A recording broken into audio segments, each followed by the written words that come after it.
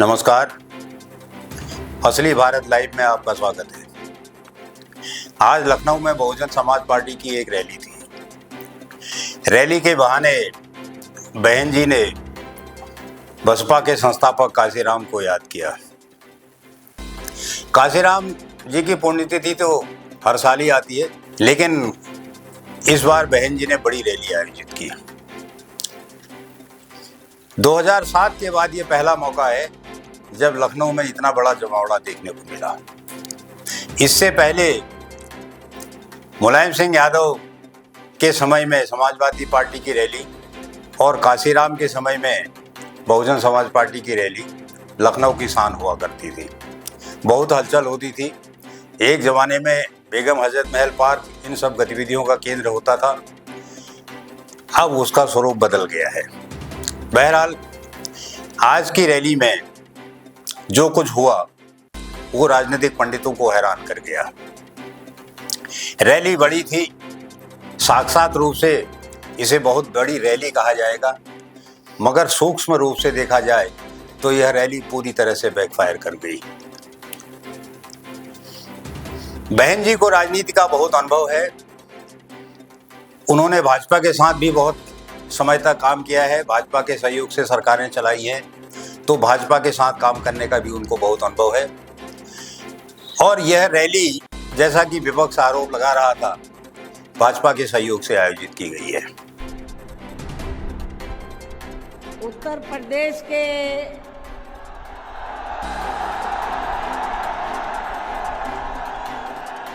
प्रदेश के कोने कोने से आए हुए पार्टी के सभी छोटे बड़े पदाधिकारी, जनप्रतिनिधि, नेता एवं कार्यकर्तागण, जैसा कि आप लोगों को ये विदित है कि आज बहुजन समाज पार्टी के जन्मदाता एवं संस्थापक मान्यवर श्री काशीराम जी की 19वीं पुण्यतिथि है और आज के ही दिन उनका लंबी बीमारी के कारण देहांत हुआ था, जो अब हमारे बीच में नहीं रहे हैं। लेकिन बहुजन समाज के हित में इनका समर्पित रहा संपूर्ण जीवन हमारे लिए हमेशा यादगार व अमर रहेगा। ऐसे महान व्यक्तित्व को आज मेरे साथ साथ आप लोग भी अपार संख्या में, अर्थात लाखों लाखों की संख्या में यहाँ यूपी की राजधानी लखनऊ में बीएसपी की रही सरकार द्वारा इनके सम्मान में निर्मित किए गए भव्य व अति विशाल मान्यवर श्री काशीराम जी स्मारक स्थल पर इनको अपने श्रद्धा सुमन अर्पित करने के लिए पहुँचे हैं। हालांकि आप लोगों को ये भी मालूम है कि इनके सम्मान में बनाए गए इस स्थल के कुछ हिस्सों की समय से मरम्मत नहीं होने की वजह से आप लोग भी पिछले कुछ समय से यहाँ इनकी प्रतिमा पर अपने पुष्प अर्पित नहीं कर पा रहे थे। लेकिन अब यहाँ मरम्मत का अधिकांश कार्य पूरा हो जाने के बाद इस बार मेरे साथ साथ आप लोग भी भीड़ के मामले में अपना पिछला खुद का सभी रिकॉर्ड तोड़ते हुए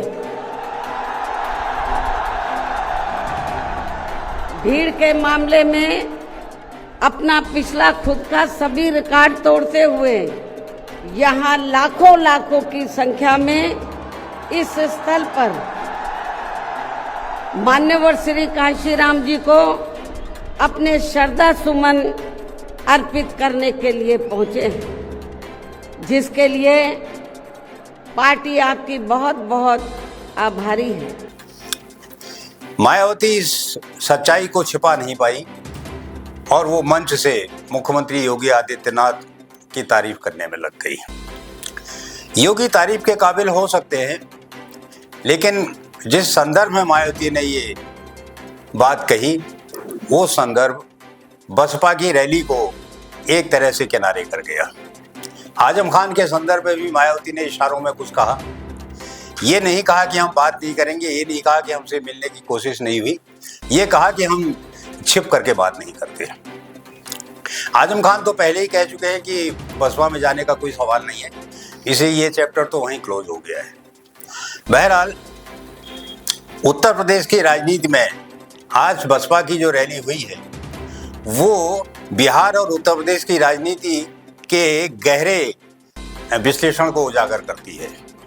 बिहार में चुनाव है, बिहार में कांग्रेस तो है ही, लालू की पार्टी तो है ही, भाजपा तो है ही, और बिहार में इस बार नीतीश कुमार तो है ही, बिहार में इस बार प्रशांत किशोर अलग से एक पार्टी के रूप में उभरे हैं। मायावती ने भी ऐलान किया है कि वो सभी सीटों पर लड़ेगी। लेकिन आज जो उत्तर प्रदेश में रैली हुई है इसका संकेत ये गया है कि ये रैली तो भाई भाजपा ने कराई। वर्तमान राज्य सरकार की भी बहुत बहुत आभारी है, और इसलिए आभारी है क्योंकि इस स्थल को देखने वाले लोगों के टिकटों का इकट्ठा हुआ पैसा पूर्व की रही सपा सरकार की तरह वर्तमान भाजपा की राज्य सरकार ने इसे दबाकर नहीं रखा है।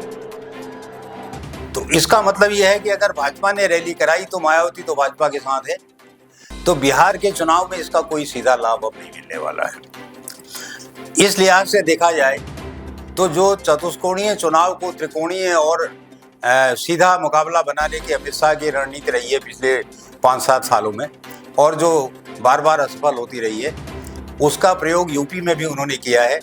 अब यूपी में वो उसे फिर से चतुष्कोणीय बनाने के प्रयास में है। मायावती की रैली इसी संदर्भ में थी।